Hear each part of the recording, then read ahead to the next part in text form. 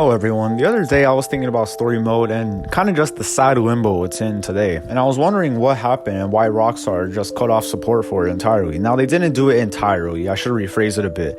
They still occasionally update it for glitches and whatnot, but content wise, it has been left dead. And I'll further talk about some of their tendencies to just leave games overall when they're not making enough money anymore. So let's get into the video and thank you for watching. Story mode back on the Xbox One and PS4 days actually used to get a lot of support. If you remember, it was a much more alive time to be in story mode, and they would actually get frequent content updates. Like if you remember in the garage, I don't have any gameplay or screenshots of this, but there was a blue circle that would allow you to spawn the Roosevelt and the Roosevelt Valor and just DLC cars like that. Funnily enough, this was actually removed later on in Xbox One and PS4's life cycle, but has never been added since. Going back even further to the Xbox 360 and PS3 days, there was even more content in story mode. It was this taken up a notch completely. There was way more support. It was just more than fixing glitches here and there and whatnot. They actually had content updates every now and then. But back then, Rockstar failed to be super analytical like they are today, and since then have completely abandoned it, like I said before. Back then, they cared much less about money and more about players and their enjoyment, because we can see it in their games. Red Dead had the same treatment that story mode did at the time. They both received updates and quality of life changes overall. They since abandoned this because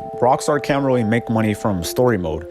At the end of the day, Rockstar is a company, and their main goal as a company will always be to make profit. They can't exactly do this because story mode doesn't have a lot of microtransactions, not at all actually. So without a profit, for them to invest resources into making it better, they're not seeing a return, and they don't want to use the budget from GTA Online because that's going to their pockets. But it's still overall sad because story mode has so much potential. If you remember, there were a few leaks about story mode DLC coming out way back in the day, and that was repurposed into a GTA Online update instead of being released in story mode. We still see some remnants of this in the form of the ULP missions. That was actually supposed to be a story mode in which Trevor was a IAA agent working to clear his name or get money or something along those lines, which was repurposed into the ULP story missions, in which we are IAA agents and we have to work with the Bureau to sort of work things out and do missions and stuff. A decent DLC overall, but it would have worked better in story mode because it would have fit the timeline better, and Trevor, the one doing it, who hates government agents and all that, would have been even better to see. This was unfortunately not the first time Rockstar had done this. The original 5 heists were supposed to be in story mode.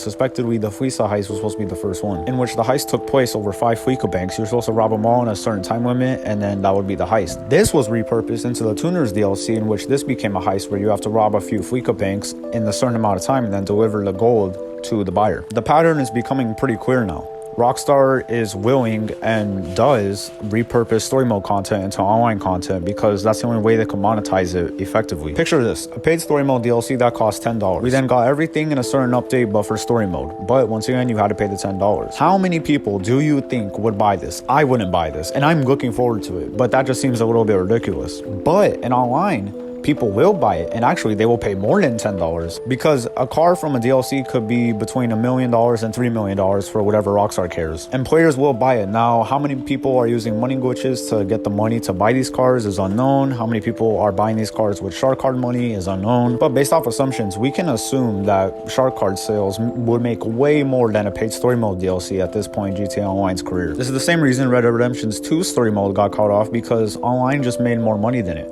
And then it got to the point where online wasn't making any money, so now Rockstar cut off Red Dead Redemption 2's online completely as well. As we can now see, Rockstar really does not try to hide this at all, and even publicly, they had to literally have a Twitter backlash rally against them to even acknowledge that Red Dead Redemption 2 was not getting any service anymore. And it still isn't to this day, of course. But at least Rockstar told the players, instead of just leading them on and wasting their time playing a game that was not going to receive any more updates. Now, some people may say, well, Red Dead Redemption Online receives weekly updates. Yeah, but it's a couple of modes where you kill someone and that's it. That's literally it. They do not get any big updates at all. Not even yearly, nothing at this point. Nothing. The whole game has been cut off completely. If you play Red Dead Online now, it's pretty much pointless, which is really sad because both Red Dead Redemption 2's online and story mode in GTA 5 had a big future ahead of them. So there it is, guys. Unfortunately, that's the cutthroat tactics that Rockstar uses of aggressive monetization to just make money. If this video doesn't show you that Rockstar only does things for money, I don't know what else will, because time and time again, they have shown us that they are willing to cut off service for games that to them may not make enough money anymore. It is the sad present of Rockstar as a company today, and unfortunately, we probably won't see the same Rockstar we saw back in 2013 for a while. The best we could hope for is GTA 6 will be a success, and with that, have a good day.